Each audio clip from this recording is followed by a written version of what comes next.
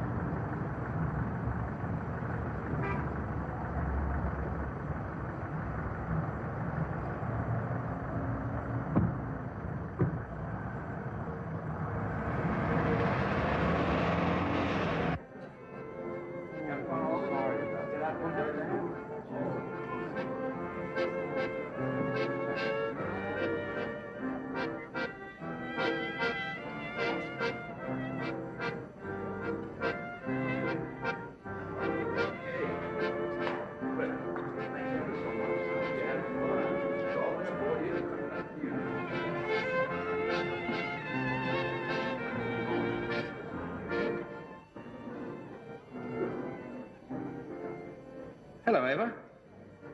Eva Wagner. And that's Henrietta Hoffman von Schirach. Her father was the boss's favorite photographer. She's suing the U.S. government to get her Hitler painting back from the National Army Museum. Billy Price is paying the legal fees.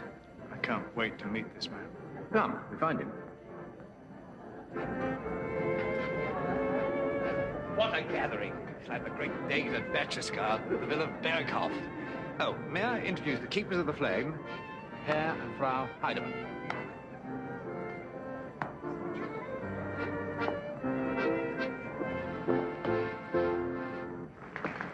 There's Billy Price, with Gerda Christian and Christa Schroeder, Hitler's dedicated secretaries.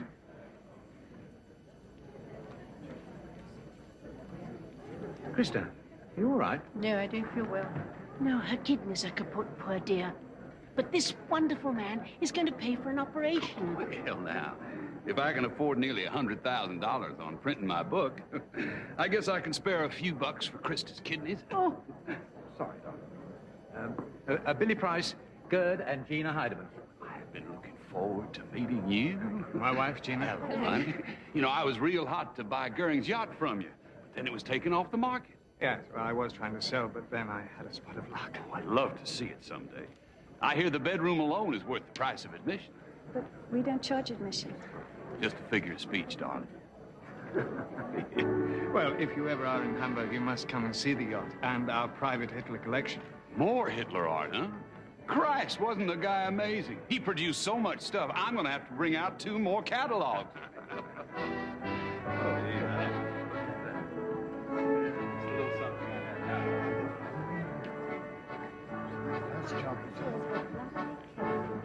We've been having such an interesting talk, but I just have to tear myself away for this wall. Oh, honey, these are the Heidemann. They own Goering's yacht, and they have invited us to see it. Oh, well, Kim. Well, I'm so excited I could die. We'll see you in Hamburg. Can't wait. Bye. Carl, won't you introduce us? Gerd and Gina Heidemann. August Prisak. How do you do? How do you do? Come on, let's waltz, darling. I don't want to interrupt your fun, but might I have a small word in your ear? Yes, of course. Carl, would you dance with Gina? Darling? Thank you for your ear. This is a rather historical matter. I have something in my room, some documents, which I would like you to be the first to see. As a distinguished German journalist, you will come. I promise you won't regret this.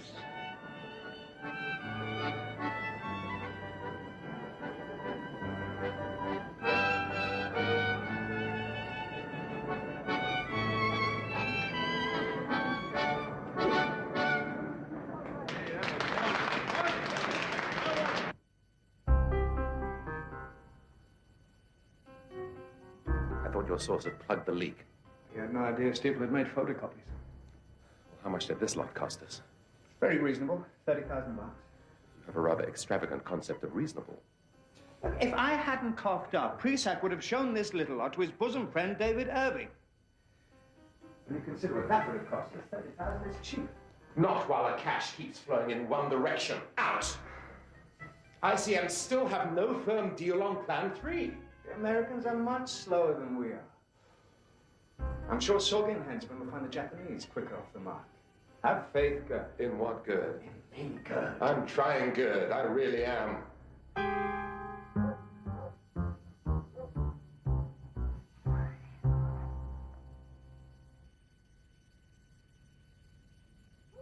Doris?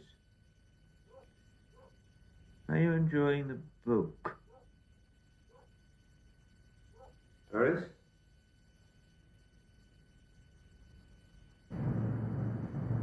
I mean, it actually put her to sleep. And this woman's no fool. This woman's a sociologist. Oh, I know she is. Well, the Plan 3's bad, but Doris was born in what? 1942? The Hess peace mission, small beer to her. It's a minor matter. Well, exactly. And most of our readers are her age, and even younger. I said to her at the first meeting, I knew I was right. It's a disaster kicking off with Hess. We must start with the diaries. Disaster, I agree. I can't get through to Shooter Hillin. He's got this Heidemann fixation that drives me nuts. I put it in a memo. Clear, powerful arguments. We must wrench control away from these idiot businessmen. Money covers their eyes like a cataract. We must perform some desperate surgery.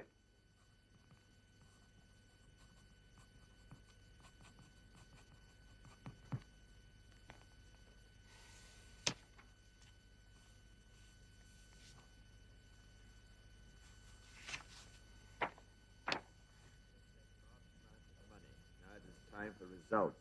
Therefore, I beg you to reconsider our publication strategy.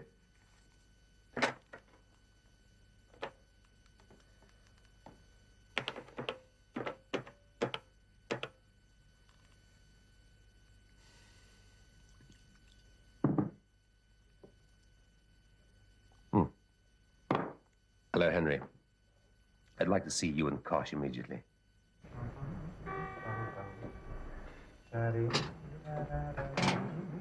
Morning. Gerd, hold the door, will you? I thought you were in Tokyo. We were. We should be still. Shorter Helen told us to fly home. He's going to scrap Plan 3. and put the diaries into publication as soon as possible. Well, firstly, you are endangering my source. But obviously, human life means very little to you. Secondly, there are important volumes left to deliver. Oh, Jesus Christ, Gerd. You've been collecting the goddamn things for 2 years. I mean, how many more diaries can there be? Well, we've nothing from 1944. Which would give us a crucial insight into the German response to D-Day, the July bomb plot. Not to mention the other documents my source promised to deliver. Hitler's book on women? Nobody knew it existed. 1,800 pages. His solution to the Jewish problem. And something which interests me, personally, very, very much. The music for his opera, Wieland the Blacksmith. Good. We already have enough material for 18 months of articles. Haven't you been enough money for one lifetime? What in God's name is that supposed to mean? I think you know. How dare you instruct? I have risked my life. Down, we're both on the same side. Speaking as a salesman, I'd be happier to wait until I can offer the entire archives for sale. Surely, Wilfred, you've suffered as a salesman by not being able to tell the truth about Plan 3. Now you can offer all your clients a chance to bid for the diaries. Once they've signed the simple secrets oath, they can inspect the diaries on the week of April the 1st. April the 1st? That's what? That's 5 weeks. What? That's right. Start publication on May the 5th. This is madness. Absolute madness. Gerd, you know I've always backed you, but really this is the only way to protect our investment. There have been too many leaks already. We can't risk being tipped at the post. Come on, Thomas, Gerd, let's go to my office. There's lots of work to be done and little time to do it in. Come on. You're taking your orders from Peter Koch now.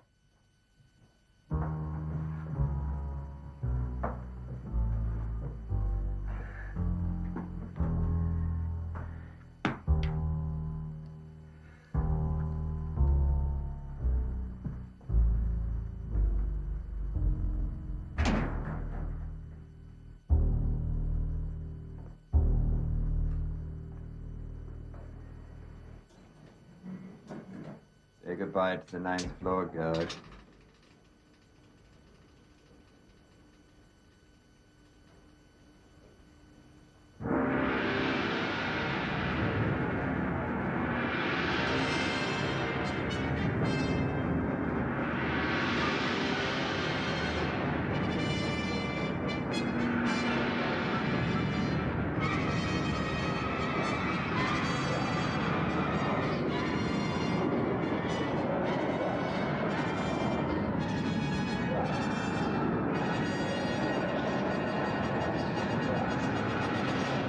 Have we lost you, Gerd? Is the timetable absolutely clear? May, June, 8 weekly installments. Diaries, Discovery, Hesse's flight, Nazi rise to power. Autumn, 10 parts pre-war. Following autumn, war years. Now, we need the first 8 parts in time for the syndication negotiations. That gives us less than a month. Precisely. Since we know that Gerd has a tendency to overwrite and miss his deadlines, I'm giving you and Leah one of our top new reporters to help shoulder the burden. What's my place in the scheme of things? You'll have some extremely important tasks. We need all the remaining diaries by March 31st, and I want you to lean on the Wiesbaden Police Laboratory. They still haven't carried out the forensic tests on the Hess volume. These are my tasks. Yes, and very useful tasks they are, too.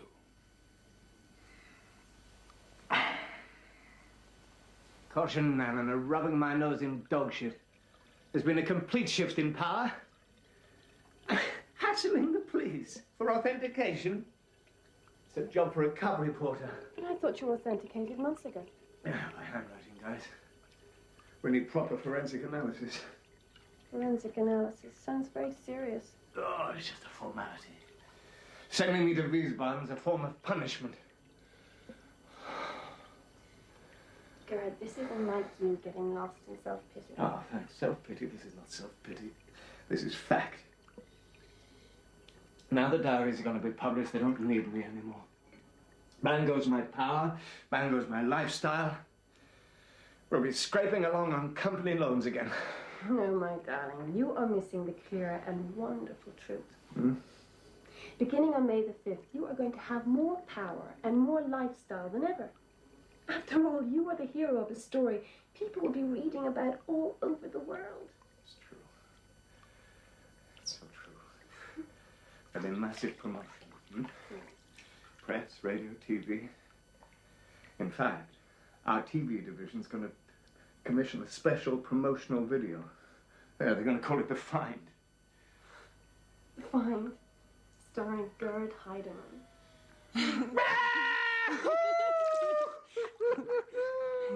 Beautiful. It's all coming together. It's as if, you know who, wanted it to happen this way.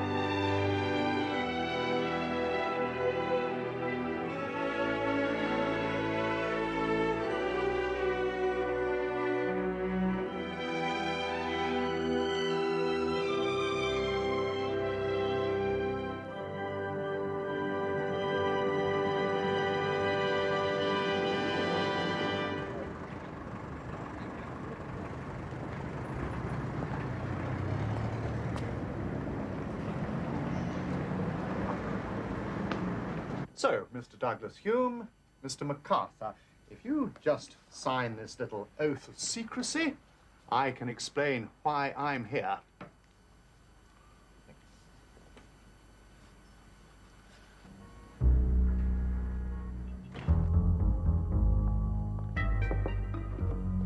Dr. Werner, have you completed the test? Yes. Ah, good. Then I'll take the documents. Ah, it's not as simple as that, Mr. Heidemann. I'm sorry? The Hess statement came from the same source as the other items? The Hess statement belongs to Stern. The other items came from my private collection. But you purchased everything from the same man? Yes. And the handwriting people compared this to those. Yeah, what are you getting at? I'm getting at the pathetic inaccuracy of the handwriting analysis compared to forensics. At least 6 of these documents are forgeries. I don't understand. What are you saying? Under ultraviolet light, 6 of the samples, including the signed photographs, the Hawley telegram, appear to contain a substance called blancophore. So? Blancophore is a paper whitening agent which didn't come into use until after the Second World War. And in addition, the Kleist document appears to contain a glue of a very recent manufacture. And the letter, one of the letters seems to have been written by a typewriter which wasn't built till after 1956. Dr. Werner, you haven't mentioned the Hess statement. I'll be honest with you, that is the most important to us. It is, after all, the one we would be publishing. That certainly is genuine, isn't it? I couldn't possibly swear to that until I carry out more refined tests. I must cut away part of the page, you see, and break it down into its separate components. I see. Well, look, if there is to be damage to the page, I think I must take these documents back to Stern and consult well with my colleagues. You've been a great help, Dr. Werner, and you'll be hearing from us very soon. Thank you. 52 Hitler diaries sitting in a Zurich safe. Wait until we tell Rupert. Oh, excuse me, you will tell no one. You signed the oath. Rupert Murdoch, a proprietor. Chap with the money. Oh, yes. I believe we can stretch the secrets agreement to include him. Very wise. Can you predict his reaction? Rupert is fairly unpredictable, but he'll most likely go bananas. Sorry? We think he'll be interested.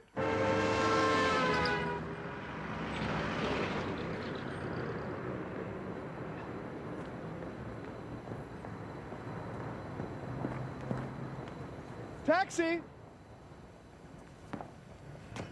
Bananas. You know, Wilfrid has strong interest in the editors of the Times and the Sunday Times in London.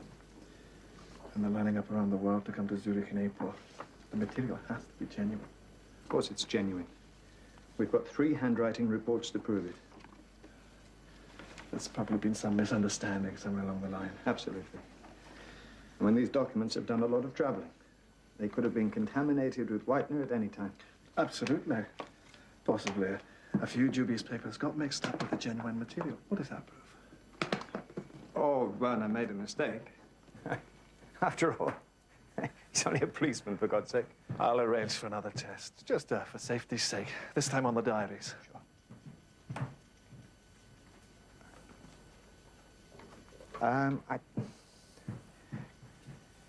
No need to bother Kosh or Nanan or the ninth floor about this. No need at all. You know, they're all crazy over at Wiesbaden with this Blanca 4 crap. So you've had this problem before? Yeah. The first time Werner told me this, I was horrified. And then another police doctor told me that Blanca 4 has existed since 1915. Experts are useless jerks. I knew there had to be an explanation. Of course. Good. You weren't worried, were you? No. No, of course not.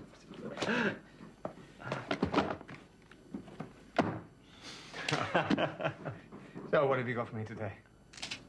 Just great, thanks. Hey, if you don't mind, I'm going to send these photographs to Der Gauleiter. That's a little monthly newsletter they print in Arkansas for right nuts like me. It reaches 5,000 connoisseurs. We'd be honored. Why don't you take a photograph of my latest jewel?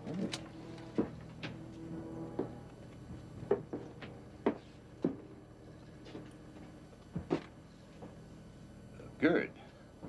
I don't know how to put this, boy. I mean, you have many fine pieces in your apartment. Both apartments. Many fine, fine pieces. And the yacht is breathtaking. It really is. But this Farouk, are you completely sure it's genuine? Sure. Of course I'm sure. Would I have it hanging in the Karen too if I wasn't sure?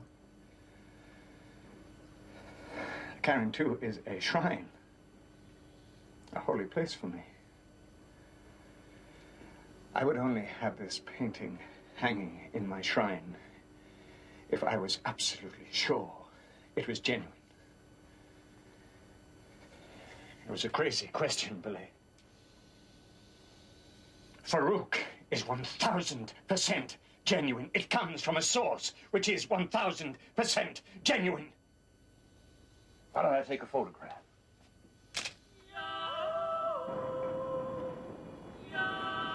That thing is such junk. Well, how could he be so naive as to buy it? The guy's one of the true believers, darling. You tell him something's by Hitler and he jumps at it.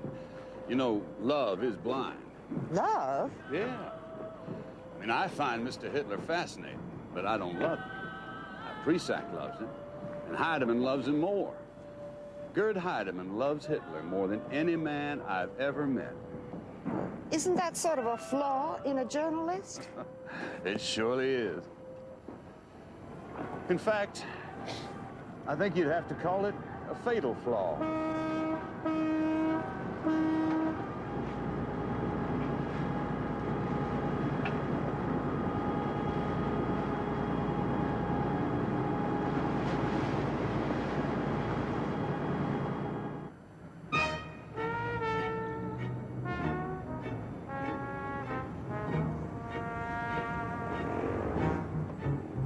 Morning, sir.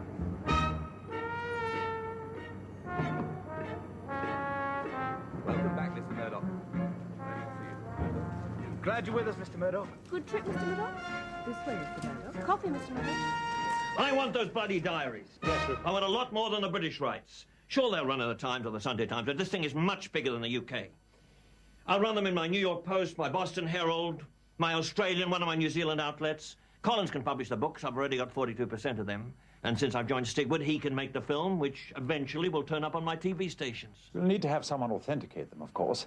Oh, thank you, Charles. I would never have thought of that. Sorry. Trevor Roper's our man. Distinguished Hitler scholar and an ex-intelligence officer. And he's on the board. Right. Time that arrogant little Don earned his keep. Will he be at Peterhouse? No, it's a Friday. He'll be up at Chiefswood. Jesus Christ, the human waxwork isn't still playing Laird of the Scottish borders, is he? He says it helps him to escape from all that Oxbridge infighting. My heart bleeds for him.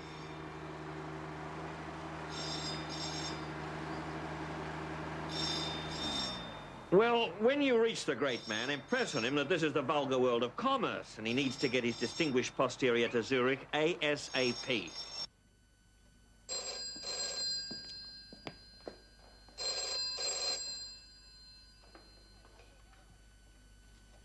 Dacre speaking. Oh, hello, Charles. Oh, fine, fine. It's blissful up here. Sorry? You found what? Oh, extraordinary. Well, of course, I'd like to see them. Yes. I can fly to Zurich next week, yes. Excellent, excellent. Well, we'll speak in London. Charles, this isn't one of Murdoch's infantile April Fool jokes, is it? It was with mounting excitement that we approached the clearing in the forest. There, Hello, this is Dr. Werner from the Wiesbaden police station. Yes. I'm still waiting for you to return Mr. Heideman's documents so we may continue with the forensic test. I'll be back to you next week. We still haven't discussed the implications of your last report. No, don't smile. That was great. Where you were almost actually sweating. Keep it up.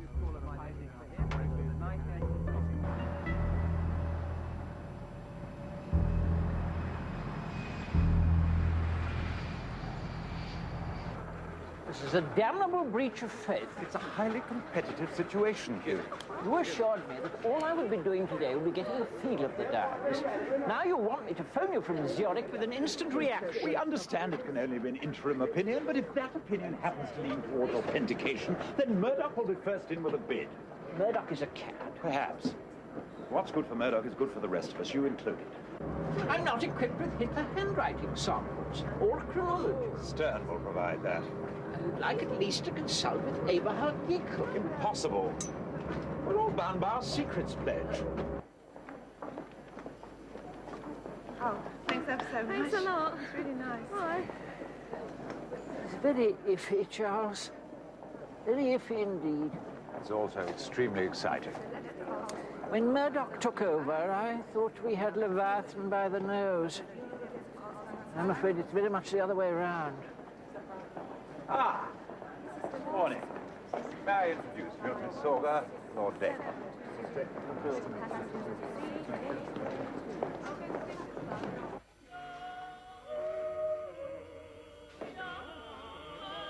My God, Connie, can't you keep still? How can I keep still? I'm being judged. He's not judging you, he's judging the diaries. I am the diaries. I found them. I vouched for them. My name's on the line. The three handwriting people have agreed they are genuine. Connie, enough snaps already. Oh, handwriting. That's all on the surface. But this Hugh Trevor Roper, he's a proper person. He'll be judging the content. And he was an intelligence officer during the war. He interrogated people. He's very ferocious, so they say. You sold those diaries to Heidemann in good faith. Good faith is a very difficult idea to prove in law. What if they come and get me? I can't listen to this silliness. No one is coming to get you.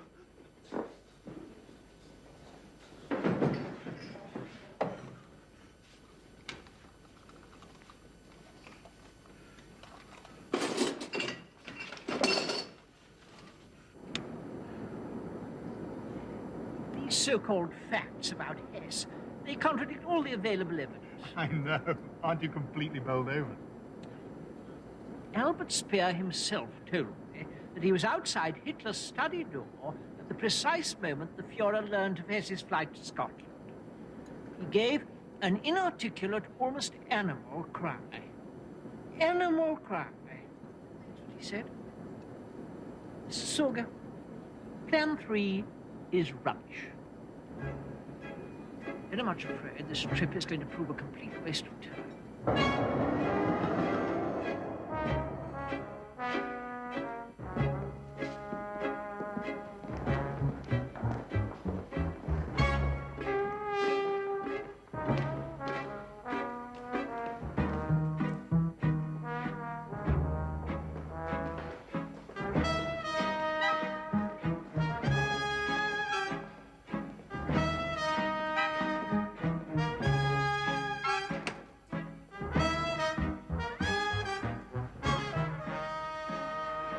Lord Dacre, Jan Hensman, Gruner and Yar. How do you do? Welcome. Peter Kosh, Stern Magazine. Nice to meet you.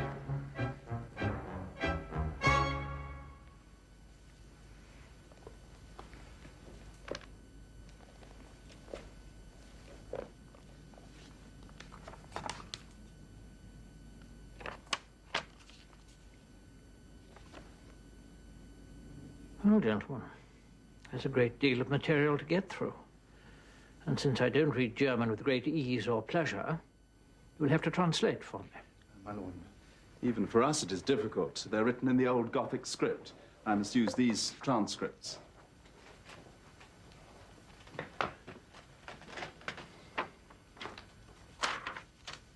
Just one formality before we start, please. Would you sign this secrets pledge? Charles and Brian have already signed a secrets pledge. The Times pledged not to reveal the contents of the diaries to the outside world. We must ask you to pledge not to tell the Times what is in the diaries until we have a deal with them.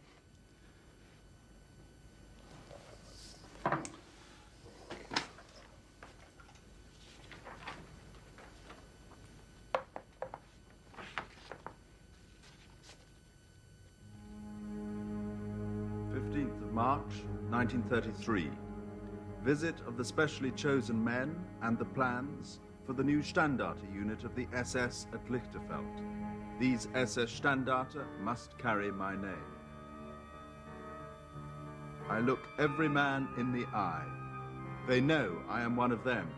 I was a soldier at the front. I've lain in the mud. I know the grind.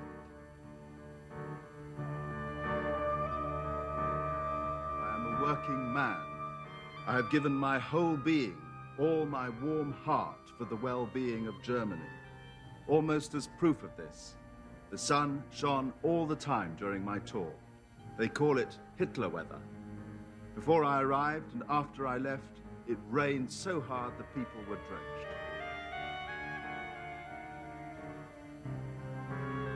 September the 30th. We have signed the Munich Agreement. We will march into Czechoslovakia on October the 1st, as I always said we would. Despite our little tiffs, I like doing business with the English. In the end, they always see reason. By train to Bayreuth to hear Siegfried. Frau Wagner entertained us to an excellent dinner afterwards. How inspiring to me are the works of Richard Wagner. The Ring of the Nibelung reminds us over and over again of the seriousness of the racial problem. I will not rest until I rid my nation of every last Nibelung.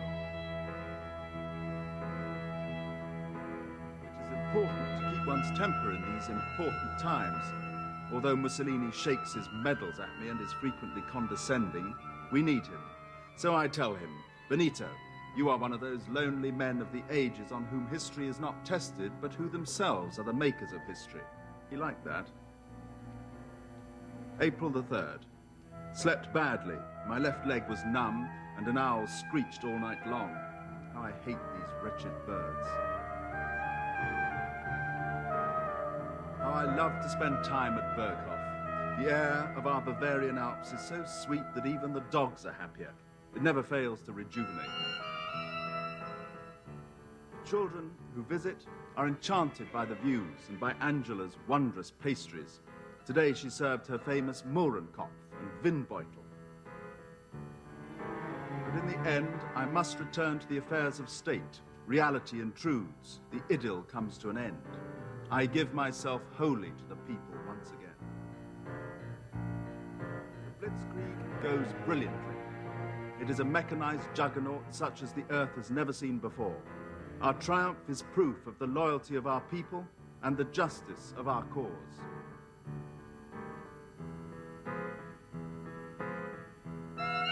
December the 12th. This is a cold winter.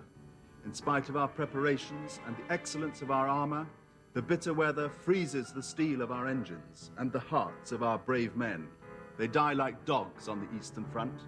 They and we are exhausted. We know that the fatherland will protect us all. July the 21st. The cowardly bomb plot has failed. and the traitors will be found and punished. My doctors expect me to make a rapid recovery.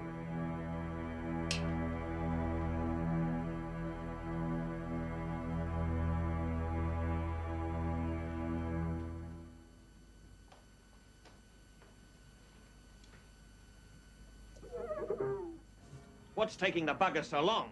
There are 58 volumes, Rupert. He doesn't have to analyze every bloody line, does he, to get the vibe? Jesus Christ, we're not in the history business, we're in the entertainment business. This launch of our secret rocket weapon onto the British mainland guarantees the ultimate defeat of our enemies. And that is the last entry.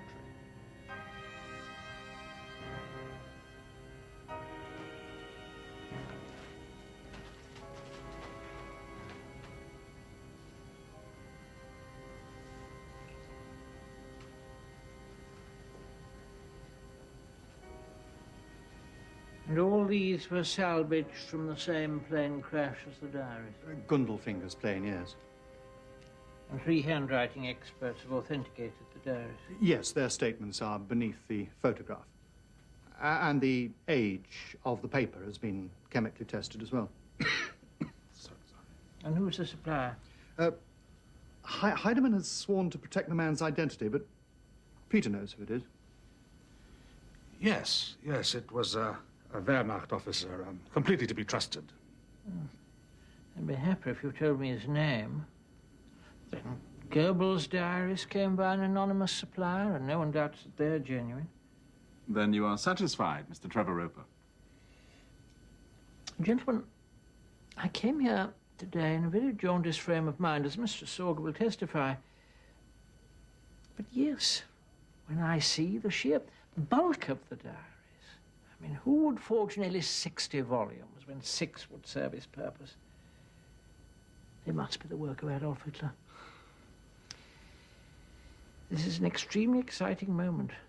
For me, for all of us. For the world. Yes! Shit! Well, not that there ever was any doubt, but to have the confirmation of one of the world's greatest historians is most gratifying. This is a very exciting moment for me. Well, for us all. For the world. Yes, that's agreed then, Mr. Murdoch. We shall see you and your lawyer in Zurich tomorrow. Bye. Remember, no book rights in America, eh? Bantam must have first option. Don't worry, I don't intend to let Mr. Murdoch make the running on anything. Steffi? Yes, sir. Yes, get me New York, will you? Newsweek magazine. I want to speak to William Broyles. Right away, sir. We're in a very interesting poker game here. And we hold all the aces. So let's raise the stakes to the limit. Yeah? Yes. He said the diaries were of huge importance. The diaries! The diaries. Connie. To Connie. Connie. Connie. And to Mr. Hugh Trevor Roper. Huge Trevor Roper. For ending all doubt about the diaries, there will be no more tests. Well, there will, actually. Drink up. What do you mean? What do you mean, what I mean? Because there's tests, little fiddly forensic tests, that's all. Small beer. Connie, to us, in sickness and in health.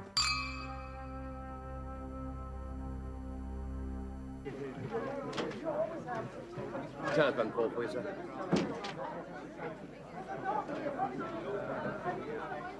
Yes, the Trevor Rivers story's been a real shot in the arm down here. You must be pleased. What? Can't hear you. I lied today, Henry. I lied to Trevor Roper. At first, I abstained from the truth, and then I bent it, and all in the name of the scoop. I know we're making history, but what kind of history is it that we're making?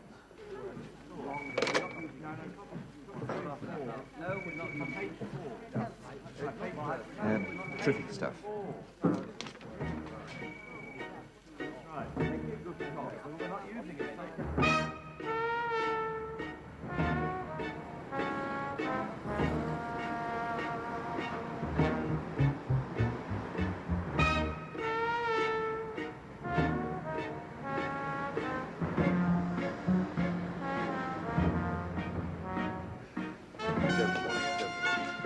Good morning. How are you?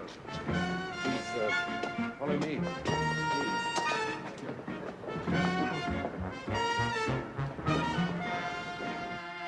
This is particularly important. Hitler's reaction to Kristallnacht. Sorry? Night Jewish shops and synagogues were smashed. I'm with you. Report brought to me of some ugly attacks by people in uniform in various places. Also, of Jews beaten to death and Jewish suicides. What will they say abroad?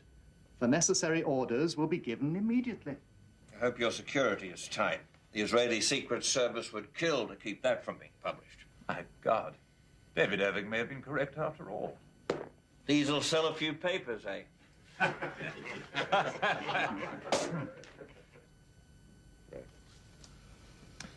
So we'll talk over lunch at the hotel, hmm?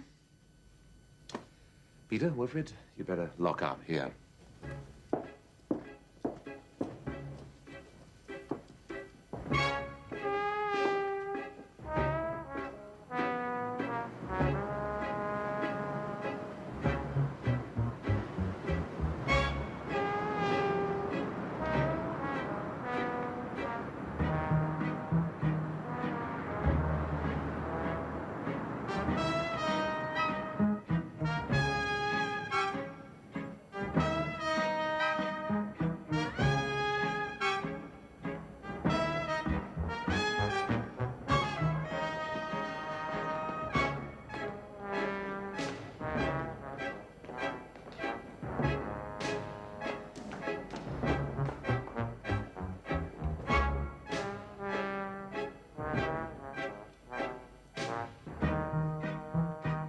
Right, I've spoken to my people at NI.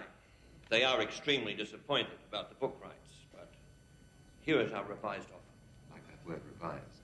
2.5 for the American rights, $750,000 for serialization in Britain and the Commonwealth. $3.25 million. Well, that's a real lightning mathematical mind you got there, Jan.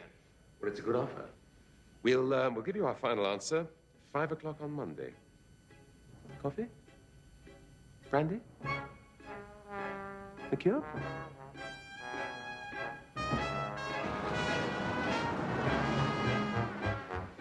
Mr. Broyles and Mr. Parker of Newsweek. Yes, we are.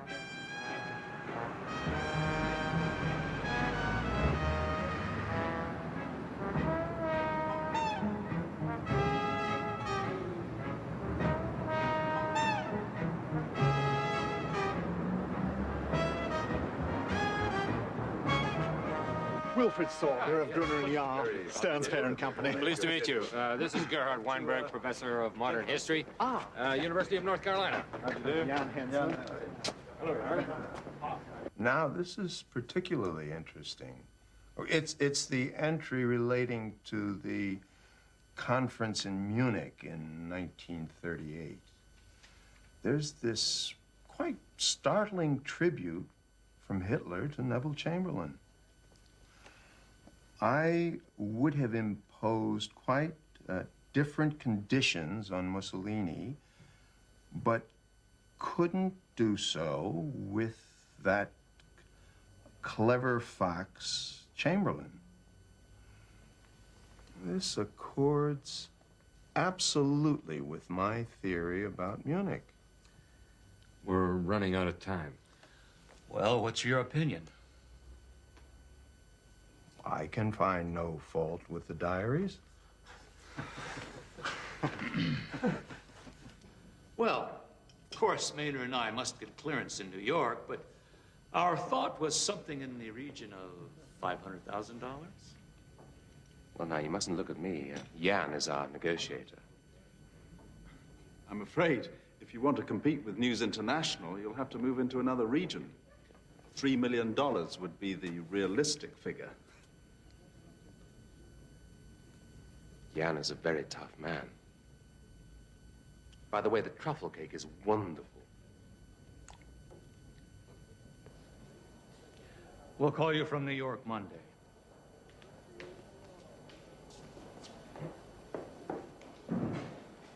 I think you're handling this brilliantly. Thank you. So, Murdoch is competing with Newsweek, only he doesn't know it. Masterful, eh, Gerd? Masterful, Gerd. Well, negotiations should be like a cup final. Serious, hard fought. But if they're not fun, they're nothing, right, Gerd? Right, Gerd. By the way, push through those forensic tests, will you?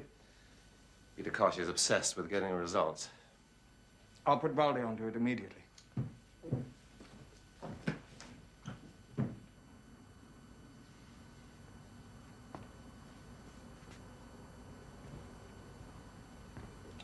I see Frank Giles is back from holiday.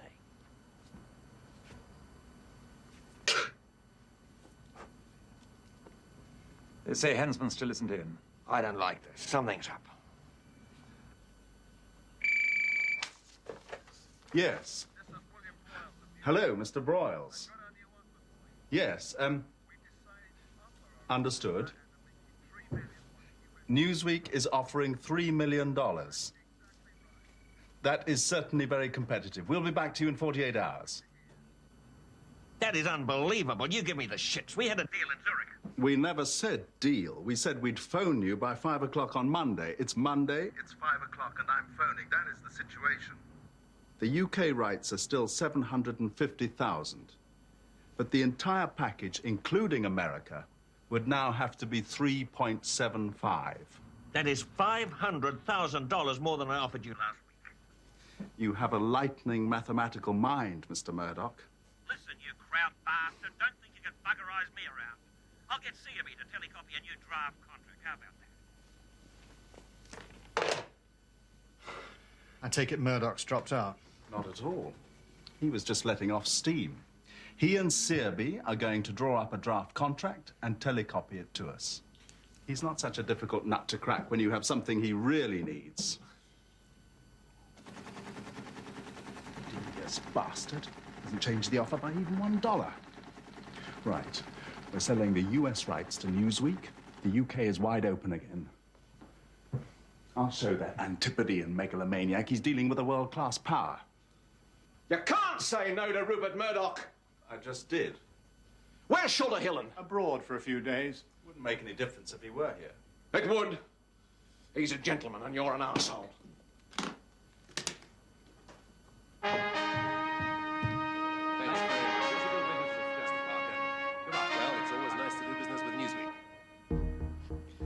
To Dr. Josef Henke, Federal Archive, Koblenz.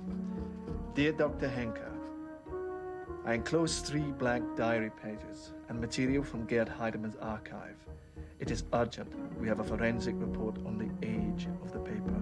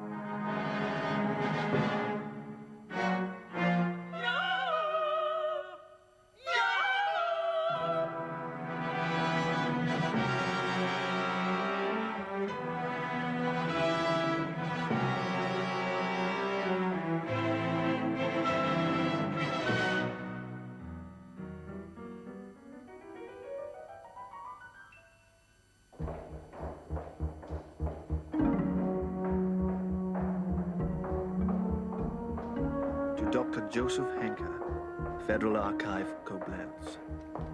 Dear Dr. Henker, I enclose 3 blank diary pages and material from Gerd Heidemann's archive. It is urgent we have a forensic report on the age of the paper.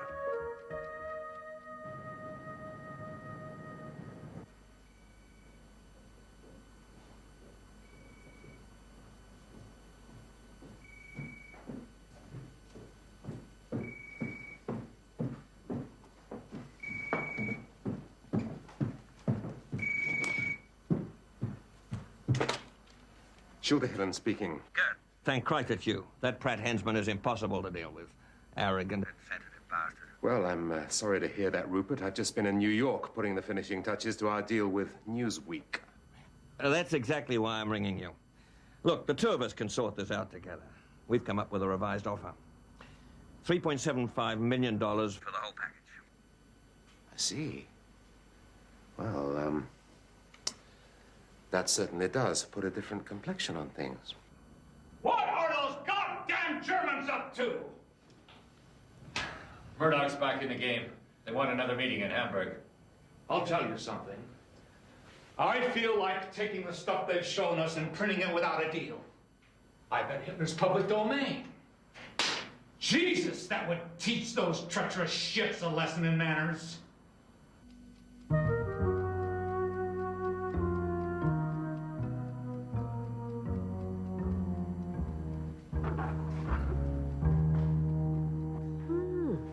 That's nice.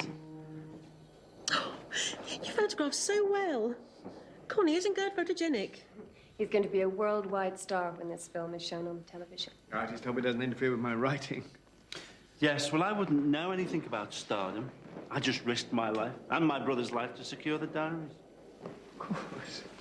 Your contribution was immensely important. Who's this? Henke, Joseph Henke. And that was the day the Federal Archive agreed to give Gerd all rights in the diaries for 10 years. Terribly useful, man. I'm hoping to set them up as a TV miniseries. Oh. Yeah.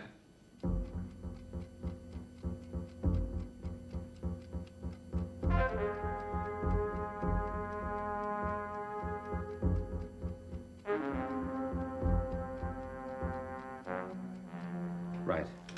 It's Murdoch. He's on his way up. I'll play Mr. Nice Guy, then we'll bring in Hensman for the kill.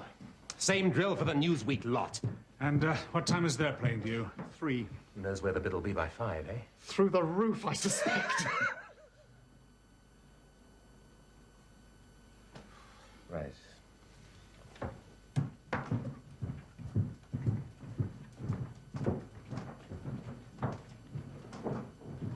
Rupert.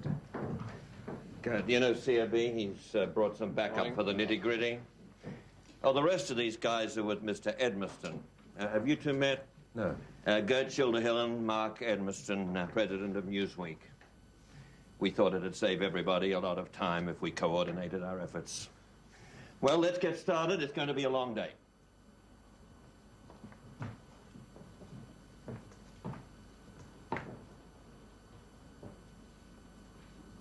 Well, I'm sorry. I disagree. I think this section is the only section that's correct to go with. Why? But look, the American public doesn't give a damn about Rudolf Hess' peace mission to Britain. They want to know about the murder of the Jews.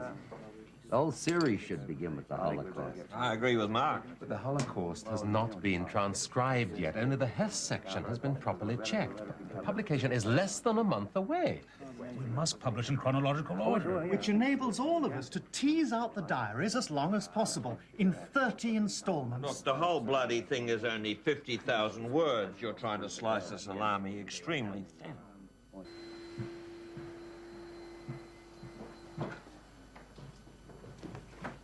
Okay.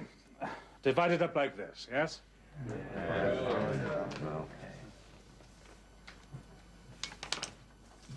And now about the money. Well, I think that we should reconvene tomorrow. No. We must straighten this out tonight. I really think the morning would be better. You're not planning to fix the price on your own, are you, Gerd? Very well. What is your combined offer? We don't blame you for all the foul-ups. So we don't intend to take advantage of our, let's face it, rather strong position. The original offer stays on the table. $3.75 million. Well, actually, we no longer think that's enough. We would like 4.25 million.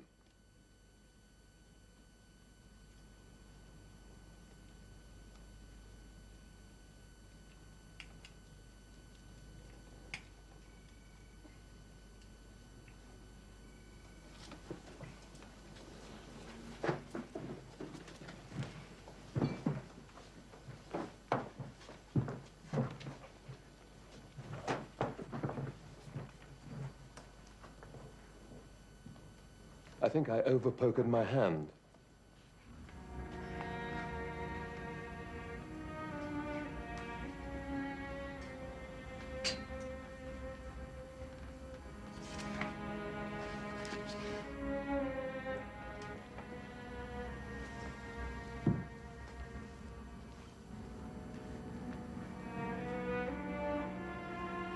I gather Newsweek wouldn't even return your calls. No, we're grateful you'd see us. Frankly, I always wanted to deal with you anyway. I'm profoundly moved. Let's see if we can't salvage something from the wreckage.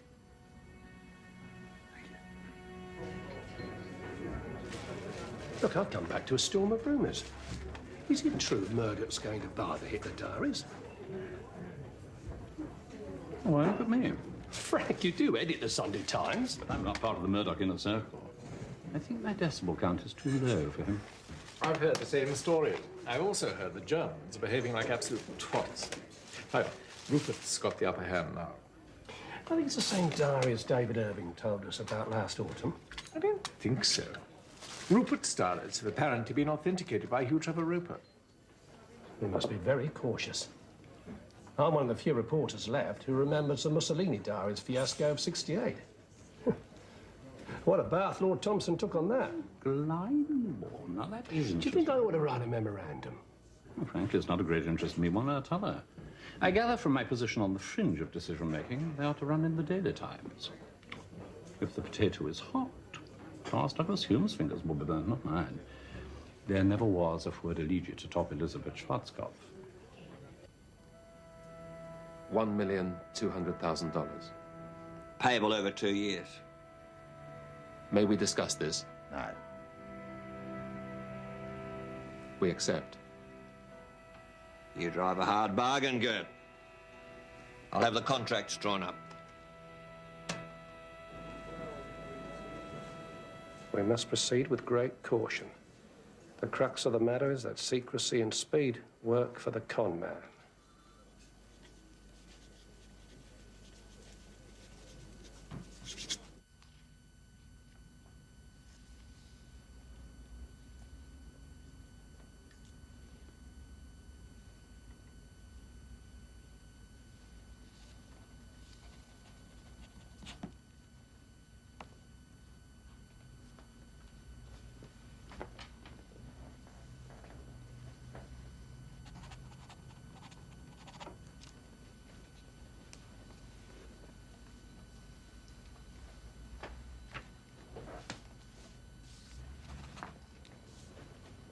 Excellent, Hugh. Hamburg on Thursday. Someone will be there to meet you. They want to tape you for their video. Yes. Yes, it's going to be the biggest launch in European publishing history, maybe the world. One moment, Hugh. What is it, Philip? I'd like you to read this, Charles. Life is a bit frantic at the moment. Well, it is rather urgent. For the Times. Right. Leave it there, and I'll get to it ASAP.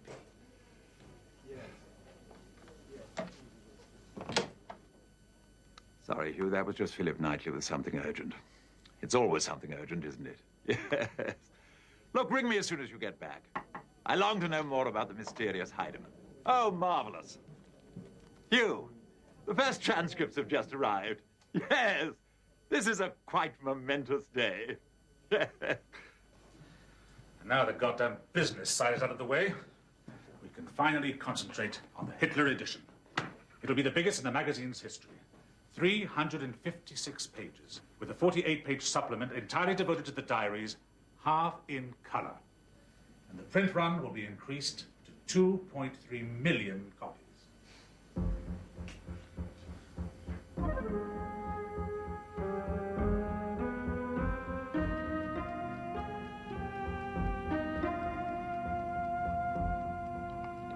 If the results of the diary tests are similar to the archive results, Stern is in for an extremely unpleasant shock.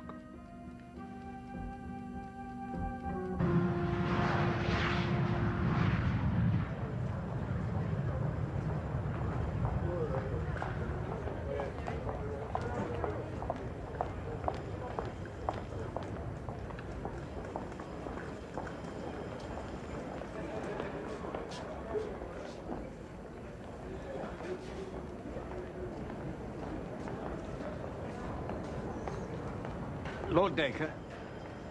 Ah, you must be the chauffeur. No, I'm Gerd Heidemann. Oh, I see. This is a great honor. You're quite. Well,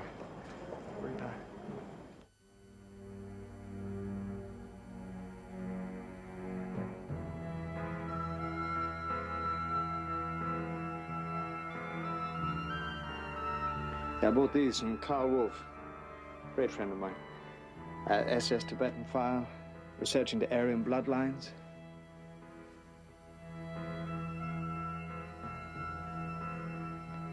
My Mussolini section. My Idi Amin area. He tried to buy Goering's yacht from me. Idi Amin's underpants. You have what might be called a penchant for dictators. I'm fascinated by men who are powerful enough to bring order out of chaos.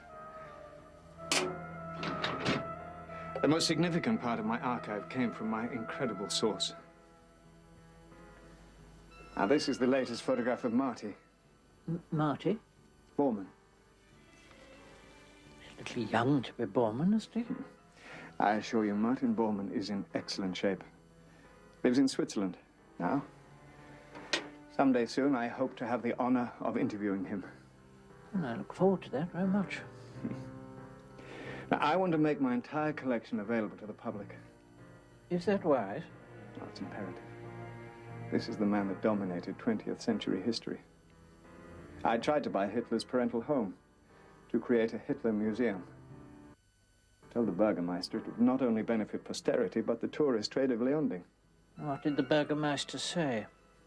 Turned us down. What a shame. Professor, as a token of my great esteem for you, I've made a photocopy of one of my greatest treasures. A love letter written by Hitler in 1908. Here, for you.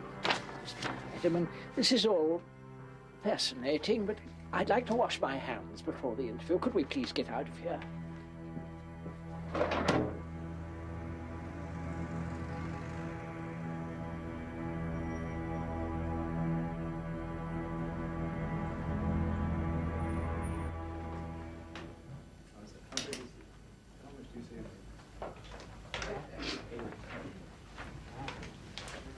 You're not flustered by all this?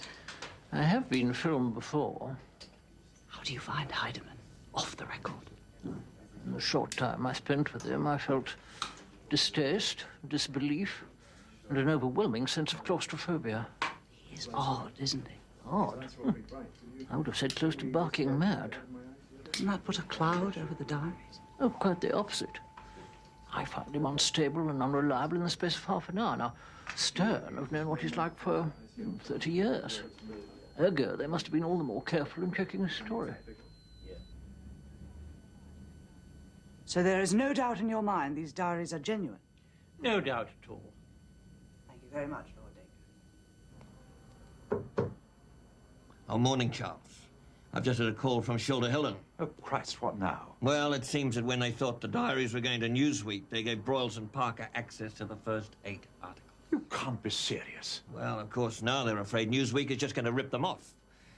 This isn't a case of Prussian paranoia. It's certainly what I would do if I were Newsweek. They're putting publication forward. Well, they're going public on Friday, and they're putting Stern out on Monday, so I think we better run the first installment on Sunday with a piece in Saturday's Times by Trevor Roper.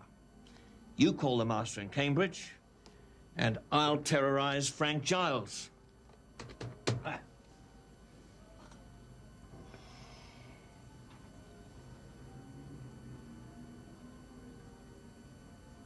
Hello, Frank.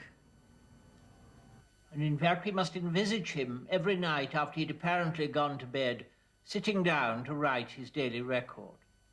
If Hitler, as he said in 1942, had long ago found writing by hand a great effort, that may be not so much because he was out of practice, as because he already suffered from writer's cramp. Oh, very good. Very, very good. Agreeing to run the diaries in the Sunday Times without letting our own journalists make independent checks is completely irresponsible. You try arguing with Murdoch. It's not our job to argue with Murdoch, it's your job. Have you read Trevor Roper? There weren't just 60 diaries at Zurich. There was a complete coherent archive covering 35 years. The archive coheres as a whole, and the diaries are an integral part of it. This is the internal evidence of authenticity.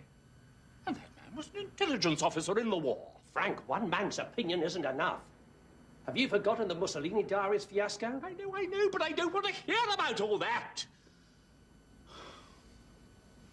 The deal's been signed. And we are going to have to do it. The first extract will appear on Monday. When the diaries are properly evaluated, the biography of the dictator and with it the history of the Nazi state will have to be written in large part anew. And for this great find, we have this man to thank. And future generations will, of course, remember the name Gerd Heidemann. Thank you. Thank you. That was Stern publisher Henry Nannon with a literally world-shaking announcement.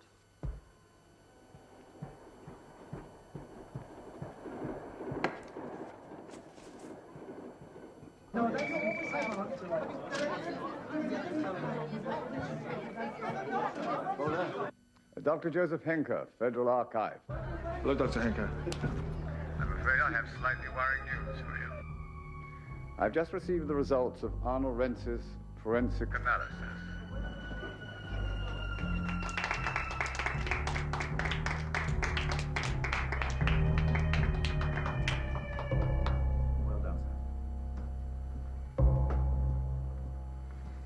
The diary pages did not contain paper whitener. They might be the right period. That's only might. They say the rest of the archive material I sent are definitely fake. After all, it's the diaries that matter. The rest of the material didn't necessarily come from the Bernersdorf crash. No.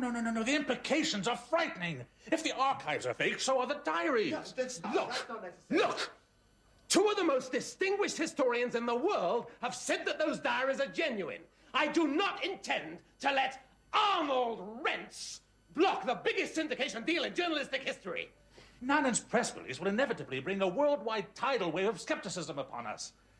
We are going to be attacked by every academic and newspaper on the face of the planet. The jackals will gather here in droves on Monday for the launch. We must be absolutely confident the story is watertight. If we have any doubt at all, we must pull out now. What do you want me to do? There is only one way to be sure. Gerd Heinemann must be made to divulge the name of his source.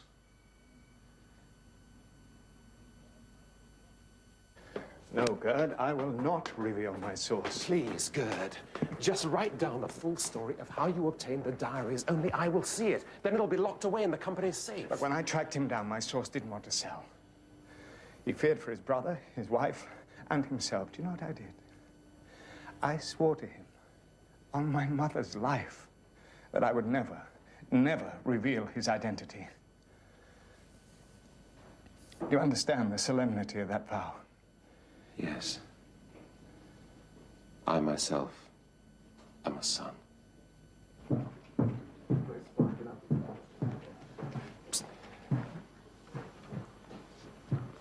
The source is okay. We must trust Heidemann.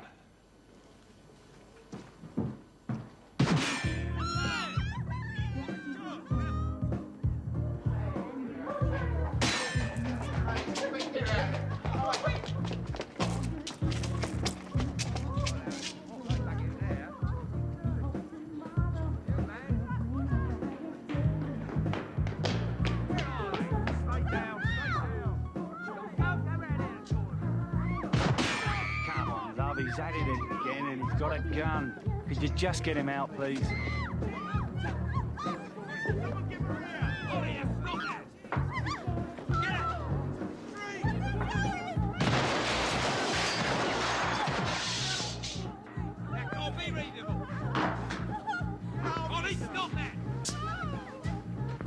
Hello, baby. Making everybody here very unhappy. Good. Because I'm unhappy. Heidemann. Heidemann. The great Gerd Heidemann. I tell you, Heidemann's a cockroach. He's a turd.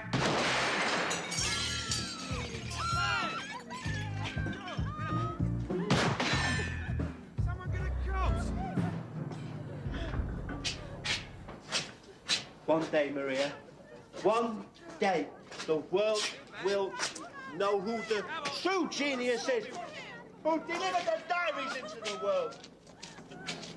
True genius. What diaries?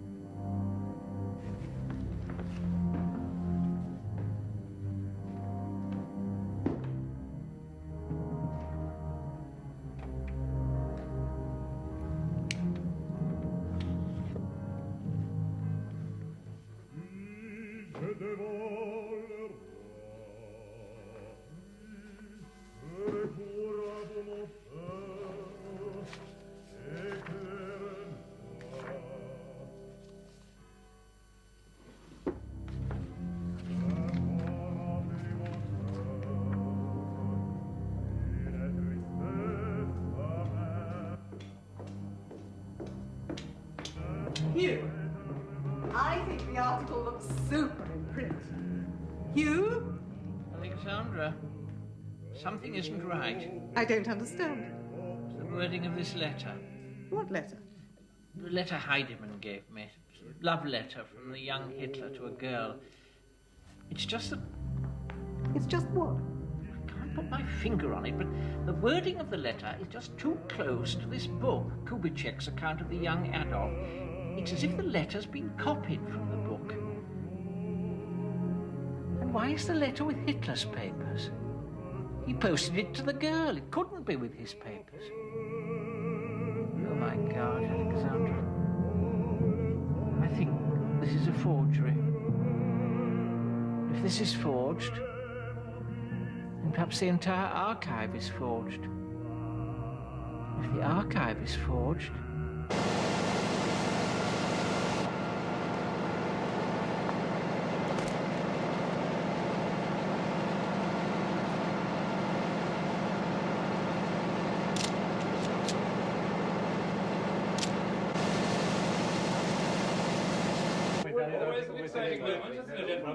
Really successful headline. Hello, darling. Supper time. Look, Lady Catherine. Yes? It's sensational. You'll never see another front page like that as long as you live.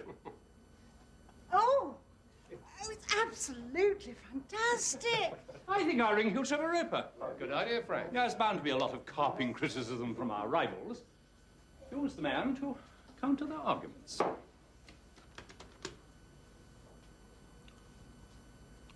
Hugh? Frank Giles. Very well, thank you.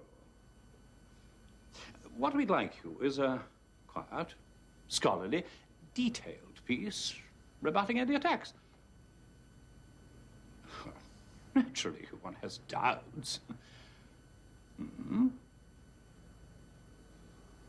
Well, of course, there are no certainties in this life. But these doubts aren't strong enough to make you do a complete 180-degree turn on that. Oh, I see you are doing a 180-degree turn. Look, Hugh, I think I'd better ring you back later. Hugh thinks the diaries may be forgeries.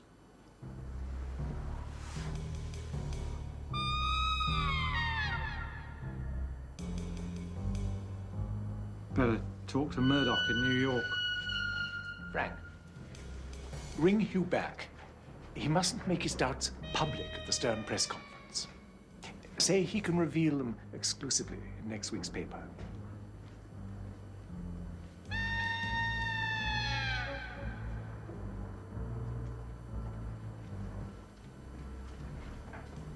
Frank, I think you're being just marvellous.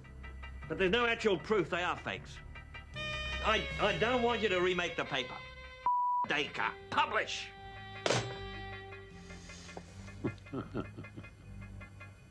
David Irving says the diaries are deeply flawed.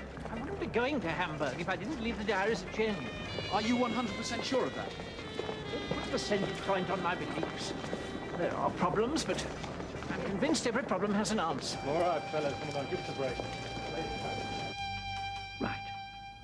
Please tell me again. How did the diaries come into Stern's possession?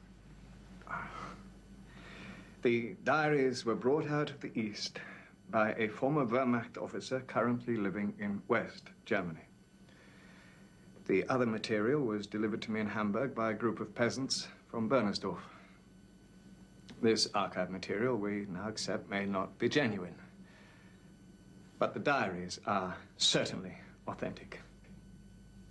The story I was first told indicated one plane crash, one salvage cargo, and one supplier. Well, it was necessary to deflect the truth in order to protect my supplier. Mr. Heidemann, when I was in Zurich, Peter Koch told me the supplier came from East Germany. That was why his identity could not be disclosed. Just last week, you told me the Wehrmacht officer lived in Switzerland and could not be identified for tax reasons. Now you tell me he lives in West Germany and only supplied the diaries and not the additional material. So, let's start again, shall we? How did the diaries come into Stern's possession? Mr. Heidemann, can you give me any reason why I should believe in the existence of this Wehrmacht officer? No. Why should I? Why should I believe? And why should I publicly authenticate the diaries at tomorrow's press conference? I have had quite enough of this. You are behaving exactly like an officer of the British Secret Service. This is not 1945. They are real. They are real. Of course they are. Of course they are.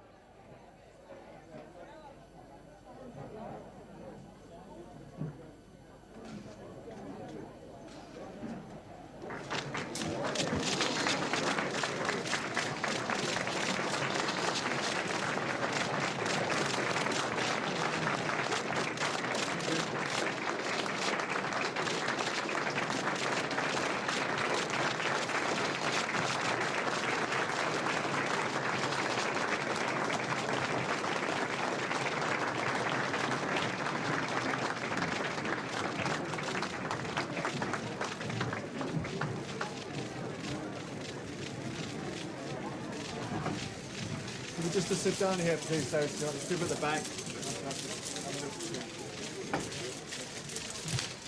Thank you for being here today, ladies and gentlemen.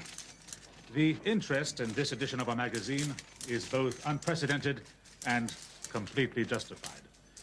In a moment, we will be showing you a program describing in detail how this amazing find came about. But first, I want to say publicly, I am 100% convinced Hitler wrote every single word in those books.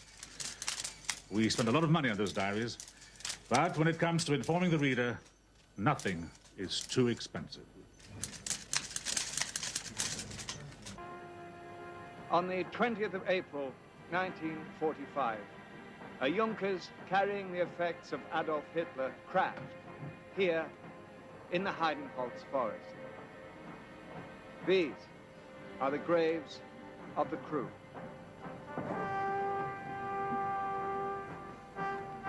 And now began a race against time.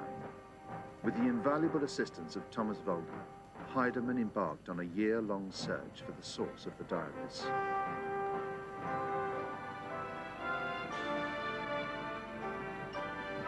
Three handwriting experts have already authenticated the contents, and the eminent British historian and Hitler expert, Hugh Trevor Roper, has also examined the diaries. So there is no doubt in your mind these diaries are genuine? No doubt at all.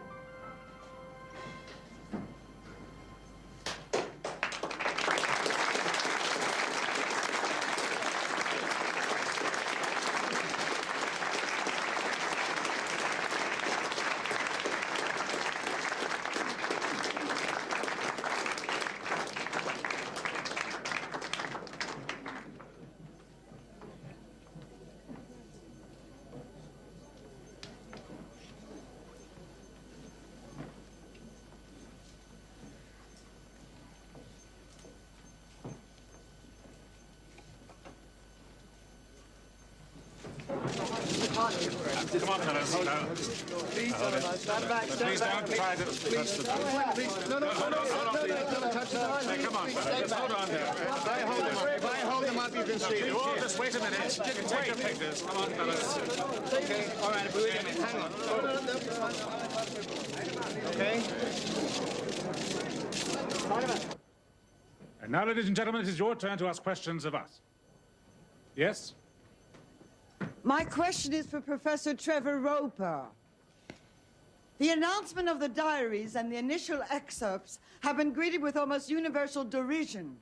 Is your position the same as when you spoke with Miss Dickman and when you wrote your article for the Times? As a historian, I regret that the normal method of historical verification has, understandably perhaps, to some extent been sacrificed to the requirements of a journalistic scoop. I am the British historian David Irving. Now, I may not have a doctorate or a professorship or even the title Lord, but I believe I have a reputation in Germany nevertheless.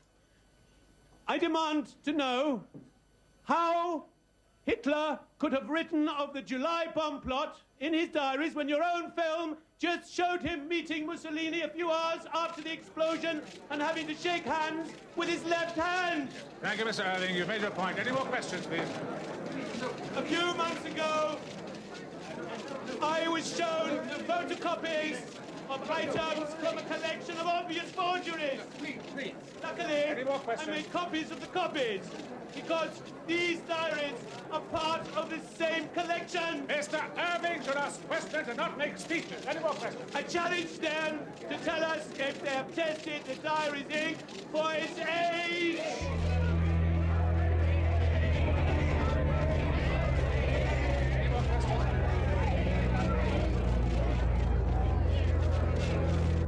I would like to agree with the Chief Rabbi of Great Britain, who said, as a human being, victim and survivor of history's most monstrous tyranny, I protest vehemently against the publication of the so-called Hitler diaries. Whether they are authentic or not is quite immaterial to the outrage of resurrecting the incarnation of evil and his propaganda, rehabilitating him for a generation which knew not this master gangster. Hailing this find as the biggest discovery since the Dead Sea Scrolls is a sacrilege which only compounds the insult to millions who perished and suffered under this tyranny. Sanctimonious bullshit. Comrades, I have just sent 9 different volumes to be given definitive forensic tests. They will be examined by the Federal Archive at Koblenz, the laboratory in Berlin, and by the Wiesbaden police. Sometime next week, there will be no doubt about their authenticity. In the meantime, we have a magazine to get out. So let's hope that the second installment will be even more sizzling than the first. Listen, mate, it's the only thing people are talking about right now in Britain and America. They got hundreds of thousands of new readers in the last week. They all seem incredibly confident about winning the war. Mind you, I suppose most of the people in the bunker thought that right up until the end. We can't lose whichever way it goes. I mean, we got new readers. And if the diaries are rubbish, we don't pay them the rest of the dough and we get our advance back. Frankly. The Hitler thing is yesterday's news.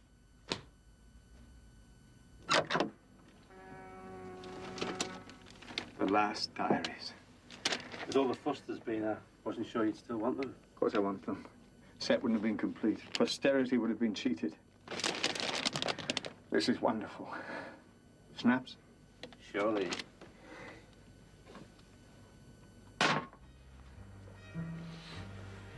So, what I thought is this. Gina and I have seen these two magnificent houses in Almeria. They're absolutely fantastic. We'll buy one. You and Edith buy the other. We'll build a tunnel between the two of them. Join together both our collections. Huh? We'd have the biggest Hitler archive in the world. What do you say? Good. We've had a great adventure together. But now, I think it's time we went our separate ways. You will phone me, won't you? Huh? You will phone. If the music to Veal and the blacksmith ever turns up, you'll be the first to know. Goodbye, Gert. Goodbye.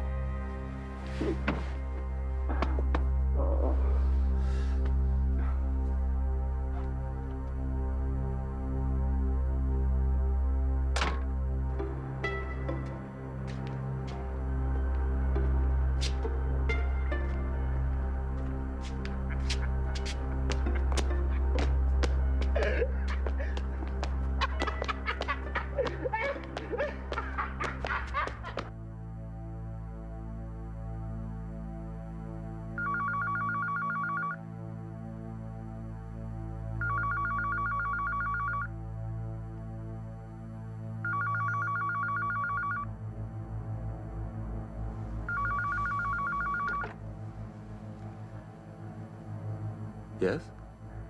The Federal Archive report is in. It didn't go our way.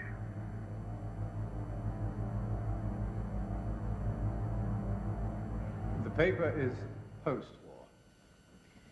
The notebooks themselves appear to have been bought at Woolworths.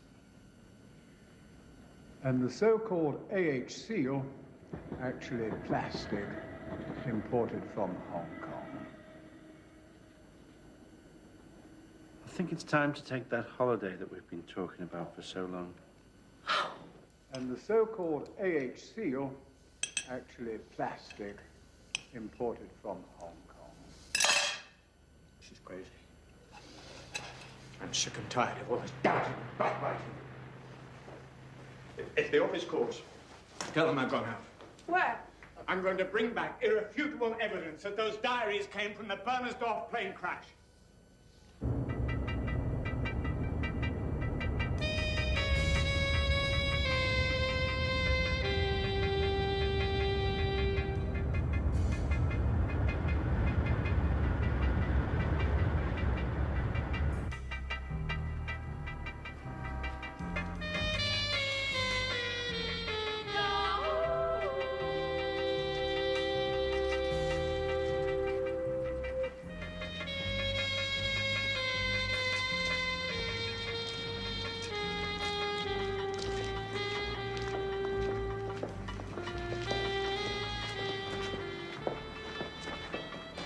This is my friend, Maria Mordrich. Maria? Edith. We're going to be staying with Maria's parents in Austria. Thought it was about time you two met. Think you're going to like each other.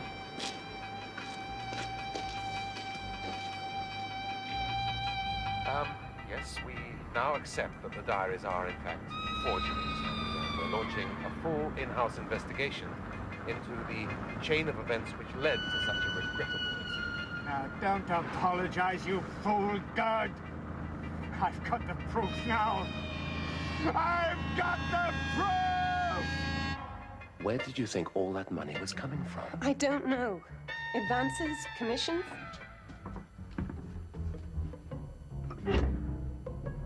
Was there ever a supplier, or was Heidemann forging the diaries all along, huh? Of course he wasn't. I met him and his wife.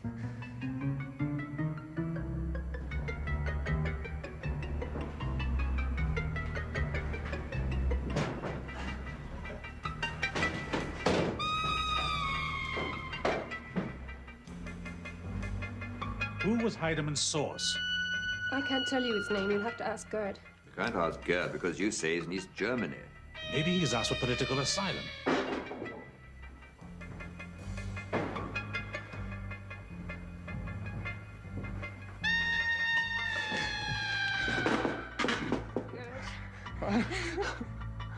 Hello, Gerd. We're gonna be okay. We're gonna be okay. I've got the proof.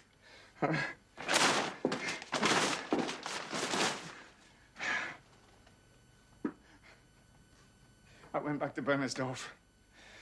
I found a young peasant whose father had been at the scene of the Gunnelfinger plane crash. He'd taken the door. He'd used it to prop up his garden shed. They're gonna have to believe us now. This is proof that there was a plane crash. We've won. Good, we've won, we've won.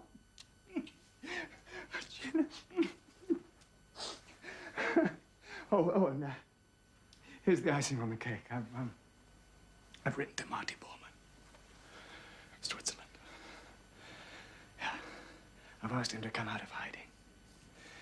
He's going to authenticate the diaries. They're going to have to believe Martin Bormann, aren't they? Sit down, Gerd. I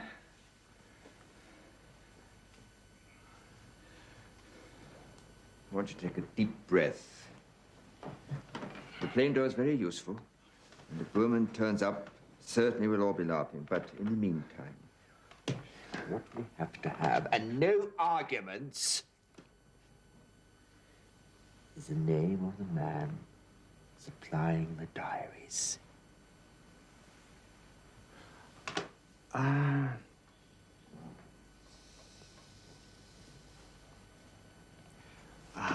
His name is,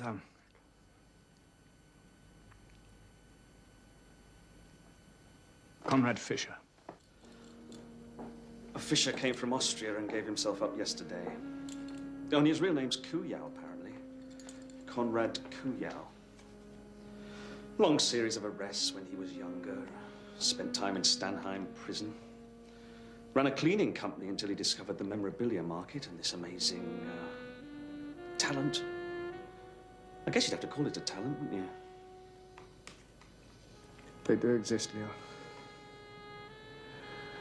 They do exist. I didn't find them this time.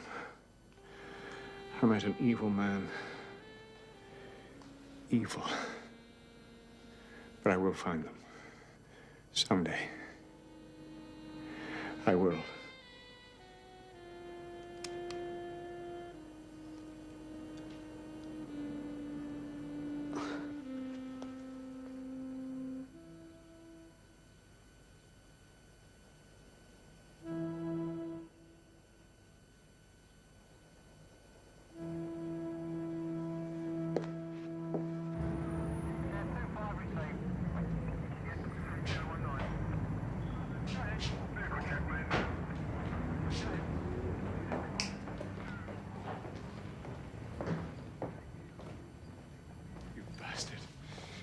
bastard!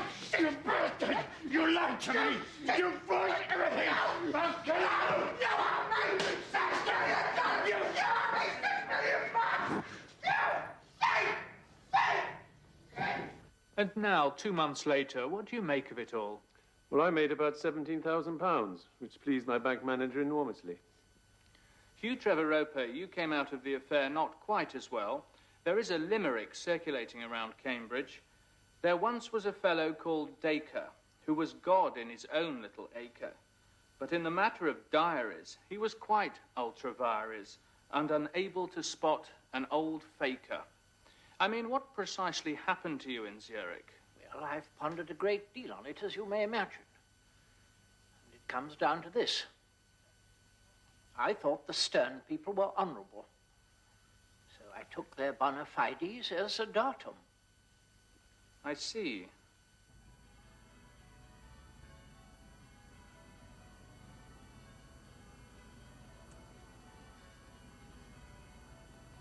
Frank, come in. Sit down. Now, Frank, this has got nothing to do with the diary's disaster, but I think the board would feel a lot happier if we kind of kicked you upstairs, made you editor emeritus. What does that mean, Frank? Well, the E means you're out, and emeritus means you deserve it. When the judge sentenced Heidemann and Kuyau, he said he thought Stern should have been in the dock as well. What would you say to that? Well, I'd say I disagree. The Hitler Diaries affair did have a traumatic effect upon Stern. You lost revenue, circulation, respect. Well, that was then. This is now. We've bounced back. With the new cast of characters. Dr. Hensman is a professor in Munster. Wilfred Sorg runs a small publishing company. Thomas Walter left Hamburg. Leo Pesch works for Vogue. Dr. Manfred Fischer is the head of Dornier Aircraft Company. Henry Allen has retired, and Peter Koch is unemployed. Yes? But you are still managing director of Gruner & Jahr. Yeah. You must be a very good manager indeed. Yeah. Yes, I must be.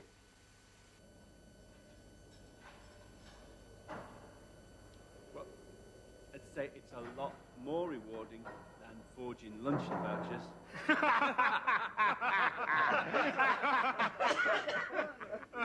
first got the idea when I was copying out Hitler's appointments, just to practice the handwriting, you know.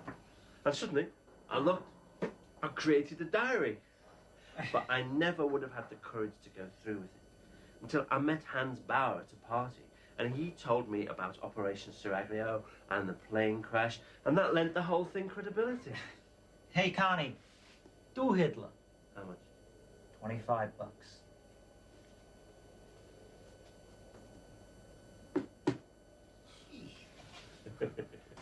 One thing I never understood. Why didn't you give the score of Wieland the Blacksmith to Heidemann? He would have paid you anything for it. True. But I can't write a note of music.